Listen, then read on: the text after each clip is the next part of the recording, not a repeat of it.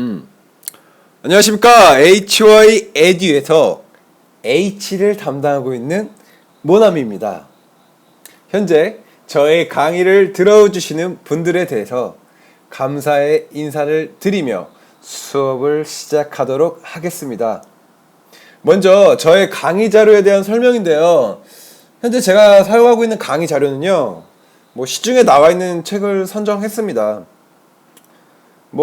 제가 직접 강의 자료를 작성하여서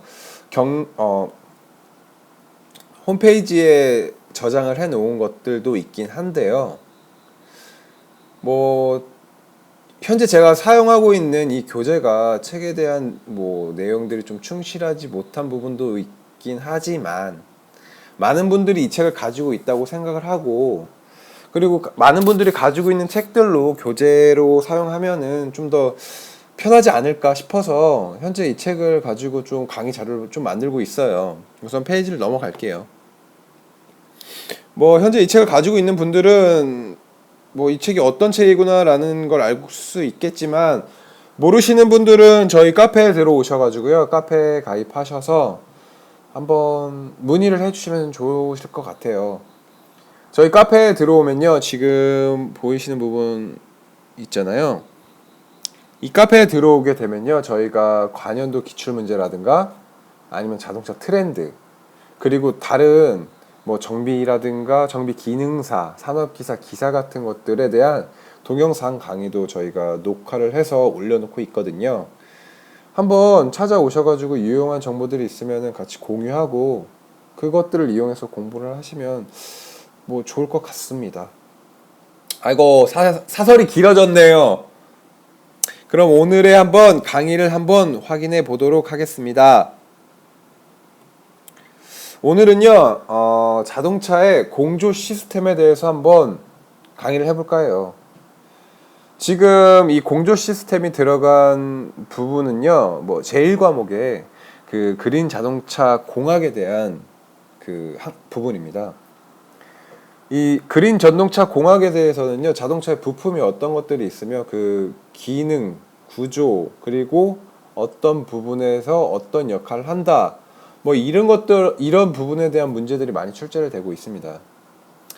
현재 작년 14년도에 나왔던 관연도 기출문제를 한번 확인해 보면 아시겠지만, 계산 문제보다는 내용에 대한 정의 문제가 좀 더 많이 나와 있어요.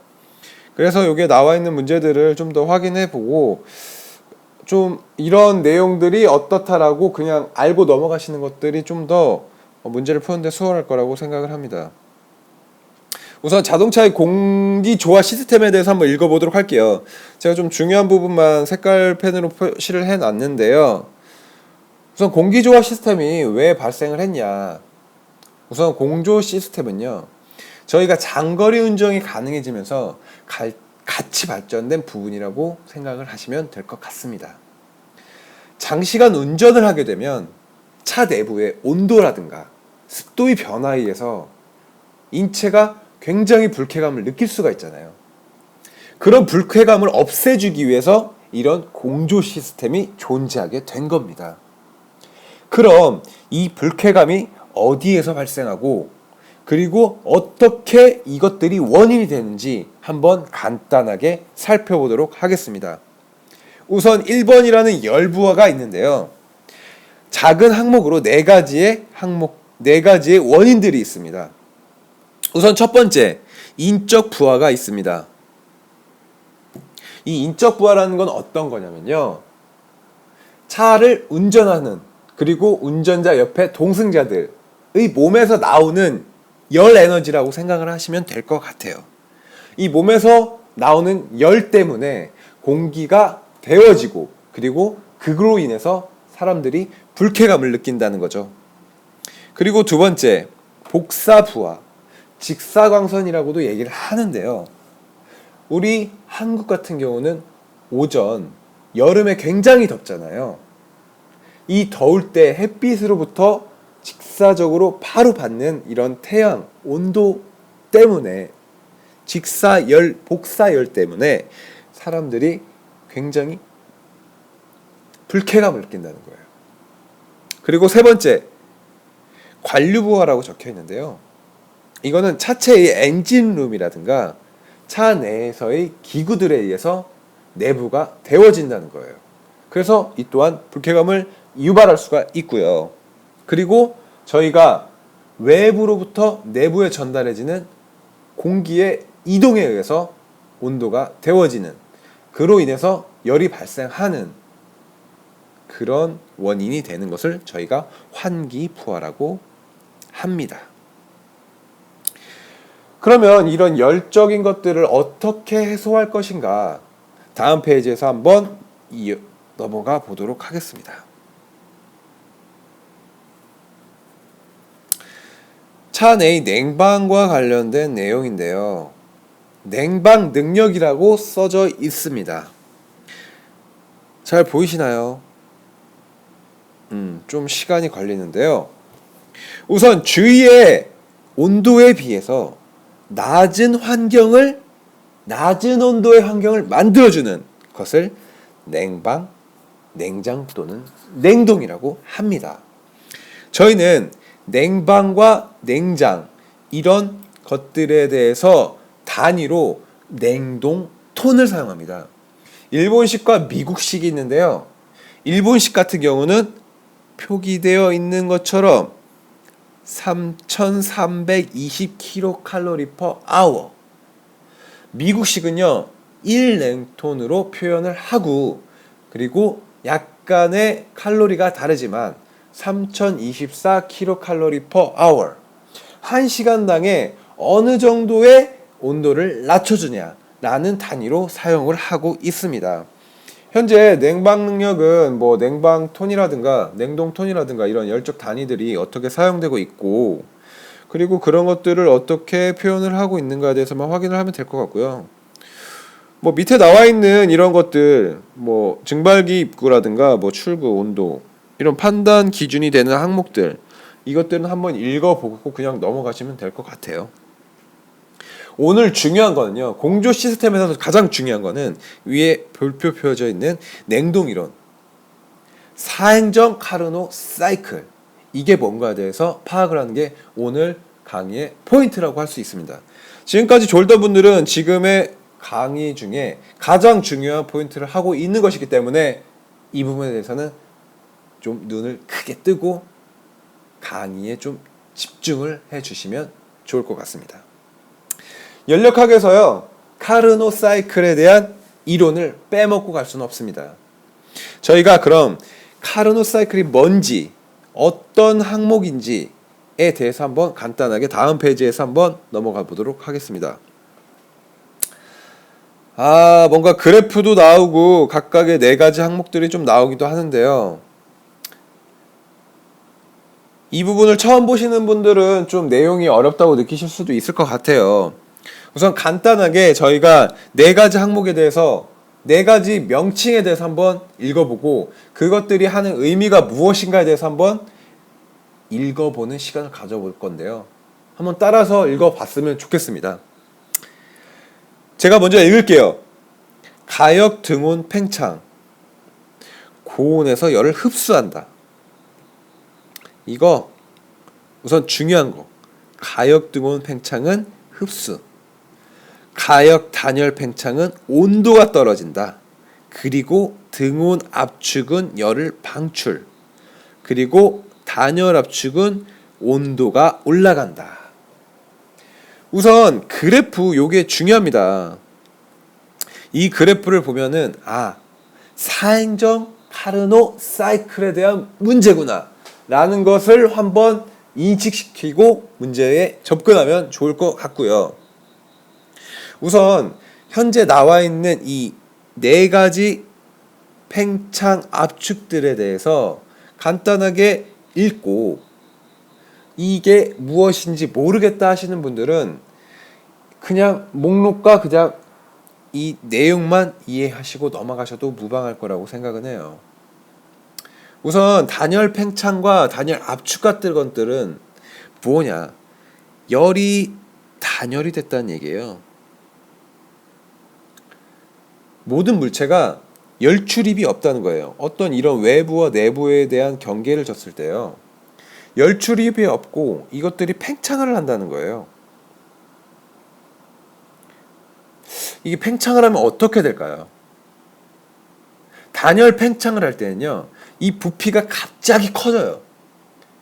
부피가 커지게 되면서 자체 내부에 가지고 있던 에너지가 소모를 하게 됩니다. 소모를 하게 되면요, 온도가 내려가는 현상이 되고요. 압축을 하게 되면요, 반대로 온도가 올라가는 현상을 가지게 됩니다. 지금 그래서 제가 4가지 항목들에 대해서 별표를 칠했고요. 그리고 거기에 온도와 흡수, 열 방출 등에 대한 것들을 각각 표시를 하였습니다.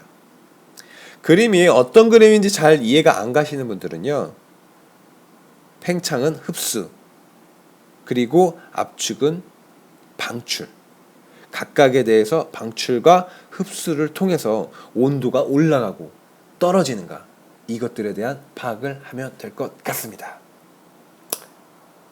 감사합니다.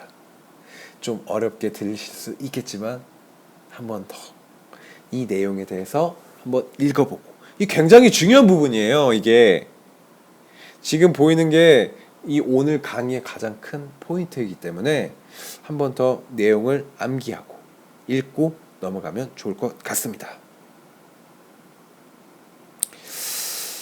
그리고 각각의 열 효율에 대한 공식이 나와 있는데요, 암기를 하셔도 되고요, 이해를 하셔도 될 것 같습니다.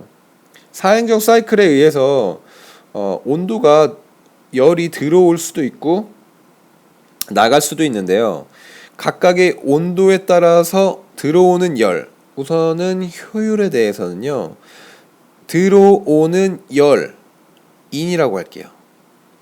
그리고 들어오는 온도에 대해서 빼기, 나가는 열이 있겠죠. 온도, 나가는 아웃, 나가는 온도를 빼게 되면요, 이것을 저희는 열 효율이라고 할 수 있습니다. 간단하게 분수로 나타내서 풀어보도록 할게요.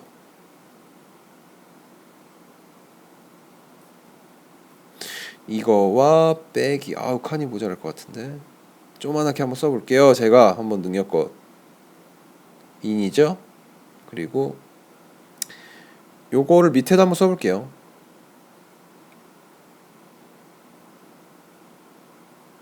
이게 익숙치가 않아가지고, 그러면 아래 걸 풀게 되면은 t 인분에 t 인 빼기 t 인분에요. t 아웃이 되겠죠. 온도입니다. t는 아웃입니다.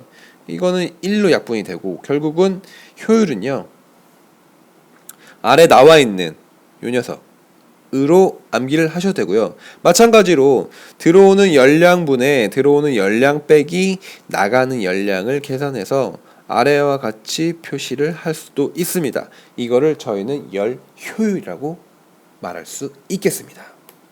다음 페이지로 넘어갈게요. 지금 냉매에 대한 얘기를 했어요. 등온 팽창, 단열 팽창, 등온 압축, 단열 압축. 이 4가지 이 사행정 카르노 사이클에서 저희가 이론을 얻어서 각각의 기계에 적용을 한 것들이 있습니다. 거기에 적용하고 있는 냉매에 대해서 한번 이야기를 한번 해볼게요. 냉매는요, 지금 냉매가 어떤 것들이 있냐, 그냥 간단하게 한번 읽고 넘어가도록 하겠습니다.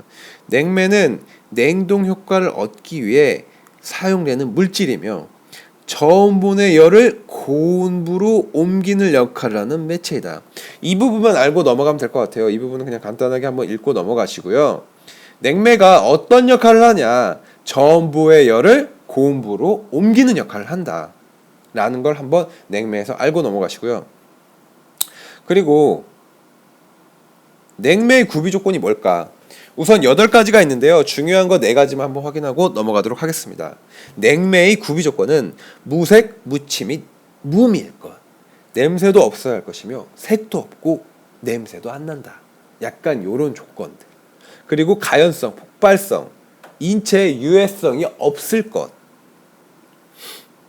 그리고 증발 자멸이 크고 비체적이 적을 것. 우선은 냉매의 구비 조건들이 각각 8가지가 있는데요, 지금 4가지 정도, 그리고 화학적으로 안정되고 금속에 대해서 부식성이 없을 것, 우선 지금 밑에 보이는 R134A에 대해서 나와 있는데요. 저희가 냉매는요, 구냉매와 신냉매로 표시를 할 수 있습니다. 구냉매는요, R12라는 녀석, 그리고 신냉매는요, 현재 사용하고 있는 R134A, 요 녀석을 신냉매로 사용하고 있어요. 두 개의 가장 큰 차이점은 뭐냐면요, 구냉매 같은 경우는 CI, 염소라는 성분이 있어요. 이게 오존층을 파괴하기 때문에 굉장히 자제를 해야 되는 물질입니다. 이 신냉매에는요, 이 CI를 포함하고 있지 않아요. 결국은 R12와 같은 연력학적 성질을 가지고 있으나 오존을 파괴하는 염소가 없다. 이게 현재 굉장히 좋은 조건으로 사용되고 있는 냉매입니다. 이런 문제가 나올 수 있을 것 같아요. 과거의 R12를 대체하는 신냉매로 현재 사용되고 있는 냉매는 어떤 것입니까? 라는 문제로 나올 수 있기 때문에 이 R134A를 외워두시면 좋을 것 같습니다. 그리고 다음 페이지로 넘어가겠습니다. 다음 페이지는요, 그냥 간단하게 뭐 설명을 한 거예요. 현재 저희가 사행정 사이클에 대해서 공부를 했잖아요. 사행정 사이클에 대해서 사행정 카르노 사행정 사이클이죠. 냉매 이론입니다. 그 냉매 이론을 이용해 가지고 자동차에 적용을 했을 때 각각의 발생하는 기계들에 대해서 설명을 한 겁니다. 자동차용 냉방 방식에는요, 일반적으로 압축기, 응축기, 그리고 팽창 밸브, 그리고 증발기, 리시버 드라이브 등으로 구성이 되어 있는데요. 그런 것들에 대한 것들을 한번 읽어보시면 될 것 같아요. 쭉. 아이고. 그래서 한번 읽어보시고 이런 것들이 압축기구나, 응축기는 이런 거구나, 그리고 자동차의 어떤 부분에 응축기가 부착이 되어 있고 어느 부분에서 이 작동이 이루어지는구나 라는 것만 간단하게 알고 넘어가시면 공조 시스템은 간단하게 이해를 할 수 있을 거라고 생각을 합니다. 중요한 거는요, 아까 말씀드렸다시피 사행정 카르노 사이클이 어떤 식으로 구성이 되고, 그리고 각각의 영역에서 하는 일들이 어떤 일들을 하고 있나에 대해서 파악을 하시고 넘어가시면 좋을 것 같습니다. 그리고 사용하는 있는 냉매가 어떤 것이며, 각각의 부품들은 어떤 부품들로 구워져 있고, 그리고 사행정 사이클에서 사용되고 있는 이런 압축기, 응축기 등 어떤 역할을 하나 라는 것만 알고 넘어가시면 이번 강의는 잡은 거라고 할 수 있습니다. 간단하게 오늘 공조 시스템에 대한 내용은 이렇게 끝내려고 하고 있고요. 다음에는 내연기관에 대해서 한번 공부를 하려고 합니다. 내연기관에 대해서도 간단하게 제가 자료를 정리한 것도 있는데요. 지금 오늘 강의한 것에 대한 내용을 제가 요약을 한 걸 카페에 한번 올리도록 하겠습니다. 카페에 올릴 테니까요, 카페에 가입하셔가지고 한번 중요하거나 아니면은 좋은 자료들을 가지고 가셔서 혼자 공부하시는데 도움이 됐으면 하는 바람이 있습니다. 그러면 오늘 강의는 여기까지 하는 걸로 하고요. 다음 내연기관에서 다시 뵙도록 하겠습니다. 감사합니다.